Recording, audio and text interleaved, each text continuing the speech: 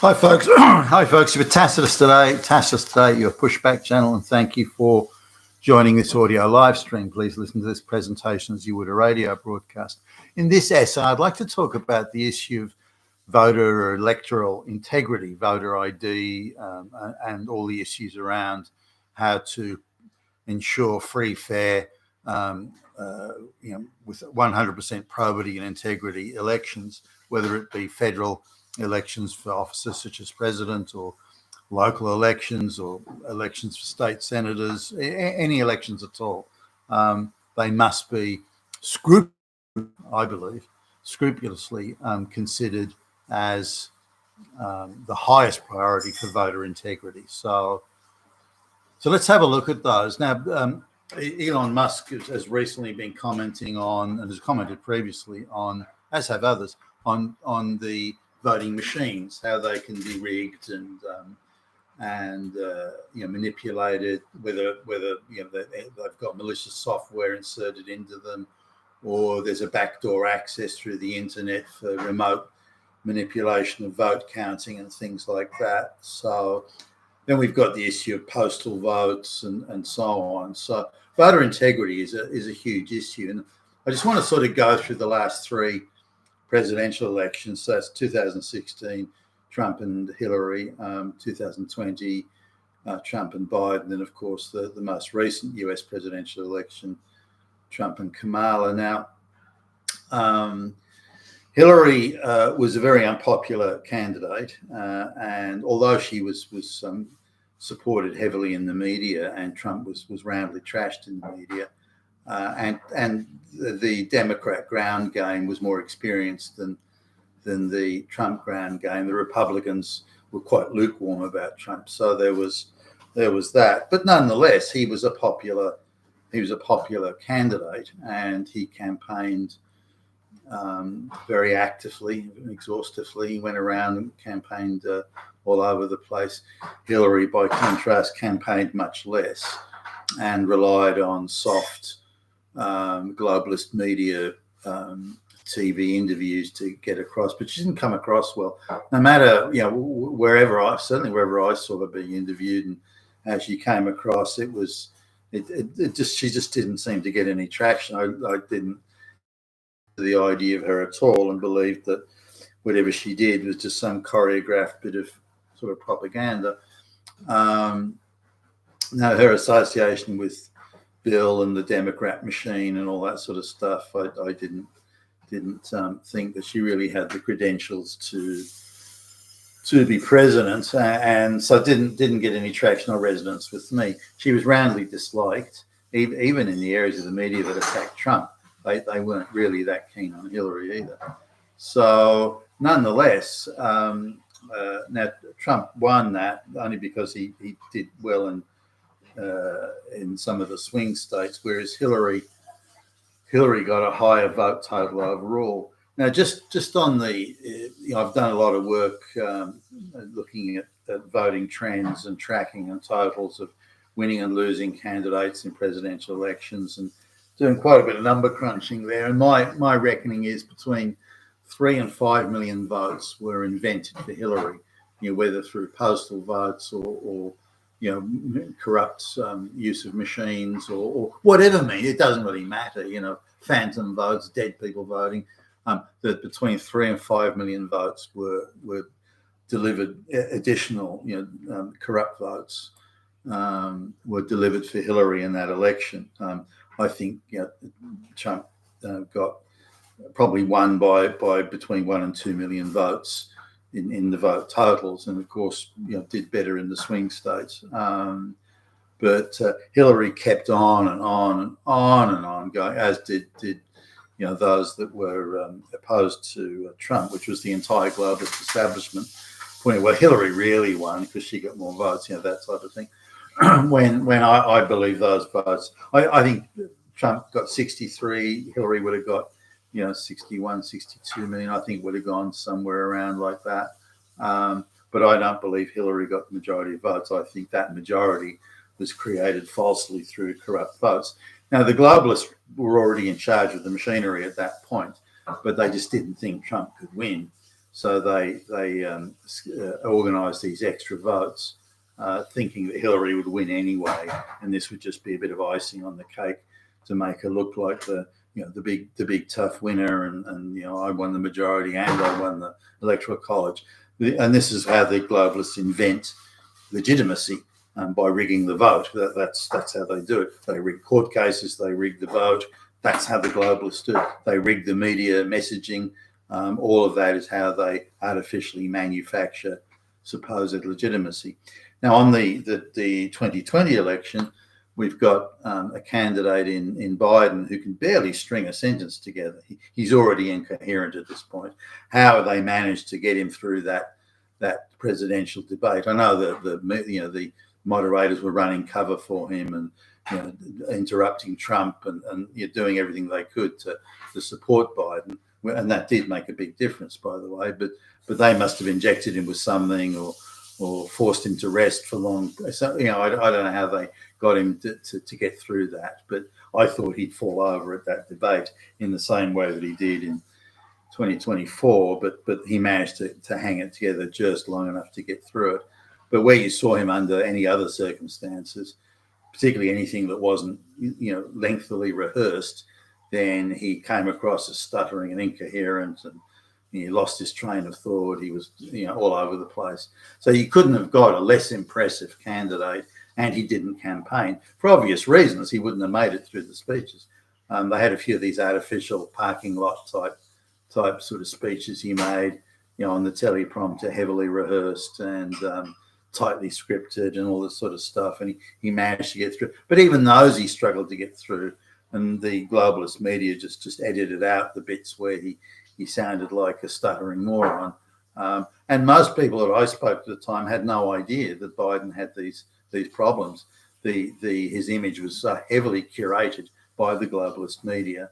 And so, his stumbling and stuttering so heavily censored that people didn't know. If they get their information from the globalist media, then they just didn't know the condition Biden was in.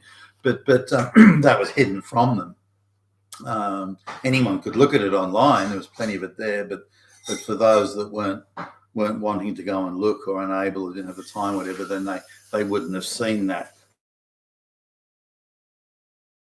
Or implied Biden was, all his cognitive powers were there, which of course they weren't, even in 2020. Now, Biden didn't campaign, and he's an unimpressive speaker. Even when he does speak, he's not a good speaker. He's not a persuasive speaker in the way that, say, Barack Obama was or Trump is. Now, when the voting comes along, Biden gets the all-time record by 12.5 million votes for a presidential candidate. The last record holder, Obama, because all the college kids turned out, oh, he's a black guy. Biden beat Obama by 12.5 million votes, allegedly anyway. Now, when you do the number crunching on the averages and the tracking averages of presidential elections, Biden didn't get 81 million votes. That, I would suggest that somewhere between 20 and 22 million votes were completely fraudulent. Now, whether that was achieved through just making up fake votes, whether it was achieved through postal votes or whatever other chicanery, then it hardly matters. But approximately 20 to 22 million odd votes were fraudulently manufactured. Now, that's a lot of fucking votes. Now, sure, COVID was there to blow smoke into the room and provide cover and provide some excuses. But when we look at any election that's considered important by the globalists, whether it's the Arizona election where Katie Hobbs supposedly won, or any other election, Senate elections. I mean, there were some very dubious Senate elections in 2020, which gave the Democrats a majority in the Senate and allowed them to keep on placing radical activist judges into the judiciary, and they did so, aggressively and openly. And you should, for anyone that looked at the Senate confirmation hearings, some of the people, they shouldn't be allowed shouldn't be given the job to sweep the floor, let alone be a federal judge with a lifetime tenure. These people are just nothing but radical activists and intellectually unimpressive as well, and yet they're being appointed to these well-paid lifetime appointments as judges. But really, they're globalist activists. Let's just call it what it is. So the the elections for the Senate in 2020 were also, there's quite a few, I believe, suspicious elections there, where many weeks after election day, they're still counting these mysterious postal votes that keep on appearing, and so the elections in all, if the globalists can rig it, they'll rig it. If they can annul it for an outcome they don't like, they'll annul it. And we need to understand that free and fair elections with the highest credentials and standards of probity, the globalists view that as one of the main enemies to their power and control and the spreading of their power. If free and fair elections are an obstacle to the globalists, and they have to neutralize it or remove it. And this is what they did, certainly in 2020. In the presidential election, and also, as I mentioned, some of the Senate elections, and again in the Arizona election, the state election that was in Arizona. It's a border state. It was considered important to the globalist control. If Kari Lake was elected governor, she was going to have an aggressive policy of stopping illegal migration. The globalists just couldn't have that. It was unacceptable to them. So they made sure that election, the voting machines falling over and all this sort of stuff, because they had sufficient number of activist judges, globalist activist judges in the courts, then any attempt at a legal appeal was rebuffed. So now elections, given that the globalists are so determined to neutralize or get rid of elections, then that's really a key battleground for whether the globalists achieve supremacy across the Western world or not. Free and fair elections are the way they can be defeated, but the standards of probity and oversight needed are considerable. The globalists will infiltrate everything in an effort to again neutralize elections or get rid of them. Now, one of their first line of defense is to make sure that all the candidates that stand for election are globalist candidates, which they've done successfully in Britain, the major parties. In fact, the major parties all across the Western world. It's only the American primary candidate selection system that allowed a Trump to come along. If there'd just been a straight out major party sort of contest without primaries where the people have some sort of input, if that wasn't the case, there's no way a Trump could have come along. So that needs to be understood very clearly. But if they can't control the candidates, then the next step is to control the election. Now, look, if we see what happens or we saw what happened in Germany recently with the AfD, the claim that the AfD only got 20% of the vote, I just don't believe it. I don't know who buys that. I think they would have got closer to 35% of the vote, where they just couldn't be dismissed or ignored. At 20% of the vote, they can still be ignored. And everyone, the establishment can denounce them as being Nazis and Hitler and yada yada. But I think they got much closer to 35% because the political establishment was quite clearly panicked in Germany over the AfD. And but then, come election day, everything calmed down. They didn't seem to be worrying about it anymore. I would argue, in my view, much as my personal view, that election was rigged as well, in part at least. Now, how do you stop elections from being rigged, given that there's a lot of people in there? Let's look at the Arizona state elections, a case in point. Now, the guy in charge of the election, the chief election commissioner, whatever he was called, he was overseeing. I mean, he's not an impressive. He's no genius or anything like that. He's just an ordinary flunky. But the idea that his role is to ensure absolute probity and standards, the highest standards of probity in the election, he appeared to be not even the slightest bit interested in that, not even remotely interested. So when the voting machines very mysteriously in Republican areas had problems, who cares? Now, given that the Democrat candidate only won by, I think it was like somewhere between 15 and 20,000 votes, and if you look at the votes that were the quantity of votes that were suspiciously not counted or unusual, the numbers are unusual, and the electoral districts, are unusual, then you can reasonably say that the election was tampered with, in my view, at least. Now, let's come to so that they can insert election oversight commissioners, they can insert activist vote counters, they can insert all sorts of people in all sorts of areas, in areas where there should be oversight, where people are fully committed to the integrity of the election. Instead, those people that are committed to the integrity are either bribed to be otherwise, or they're removed and radicals inserted. So it needs to be a bottom to top, top to bottom review of elections to ensure that only people that are concerned with the absolute integrity of the elections are there. And maybe there has to be oversight of the oversight to really make sure. But if the globalists can stack it and insert their corrupt buddies in it, they'll do it. And they'll do it without a second's thought. And they'll even believe themselves to be virtuous while they're doing it, while they're doing these corrupt practices. So there needs to be a whole review of electoral integrity. Now, in the 2020 election, presidential election, there was something in the order of 23 million to 24 million votes, depending on whose numbers, I guess, but around in that area, where there were serious questions about the chain of custody, where votes are collected from a voting centre, then moved around until they get to the final counting centre. There were millions upon millions of votes where the chain of custody was broken. Now, they're either meant to be audited exhaustively or meant to not be included. We're not going to include those in the same way there's contamination of evidence in court. If the evidence goes missing and no one knows what it is, then it magically reappears at some point, that's considered to be contaminated evidence, and it's not allowed in a court of law. The same applies for voting, but for some reason, the 2020 election, that was ignored. Who cares if the chain of custody is broken?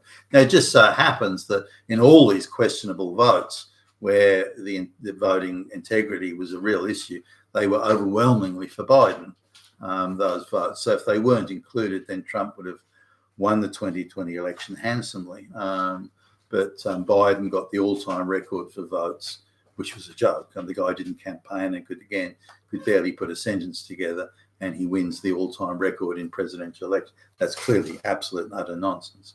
Now, in the 2024 election, Kamala, a very unpopular candidate, he came across very badly. He came across as an idiot and didn't campaign. Trump out-campaigned her by 4-1. And in contrast, was far more oppressive and gained far more traction and resonance, and could fill sports arenas, easily. And yet somehow we're supposed to believe that Trump only beat Kamala by, just about 2 million votes. I think it wasn't quite 2 million. And between election day and the final count, when it was declared, Kamala got, in those final counts, got something like 3-1 votes in her favor.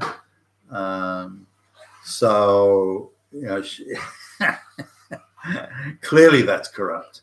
And voting integrity is a real issue there.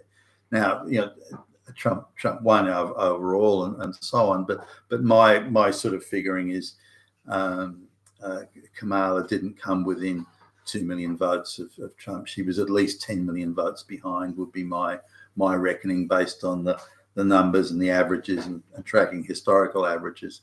So somewhere along the line, 10 million votes, if not more, were invented and cooked up for Kamala, in my opinion. And so this is the extent of the corruption we're dealing with, and these are the lengths the globalists will go to. Remember, if they're going to, the people of the Western world do not want the globalist project. They do not want it, and the globalists are determined to do it. And so one of the key ways they can do it is of course neutralizing elections through corruption. And look at the 2020 presidential election, where it was brazenly obvious it was rigged and stacked. They effectively made it illegal to say, it was the fairest election in history or something. They effectively made it illegal to criticize the outcome. So the globalists do this as well. Instead of doing an exhaustive audit, saying, look, we want to prove to the election was free and fair. We want to show you clearly. Here's independent assessors auditing the election, and they'll show you how free. It was done to the highest standards of integrity. Instead of doing that, they did everything they could to stop and prevent audits, which is very suspicious in itself. Then made it illegal to criticize the election.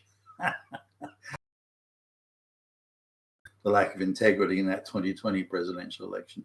But this is something that the Trump team needs to bend down, with Elon Musk and other people. There's some bright people around Trump this time, very committed to his platform, and they need to commit to really putting in place all sorts of measures and devices for ensuring election integrity. And if they can't do that or don't do it, or the measures they take are insufficient, the globalists will, in the end, ensure that every election is neutralized and every election comes out as the globalists want it.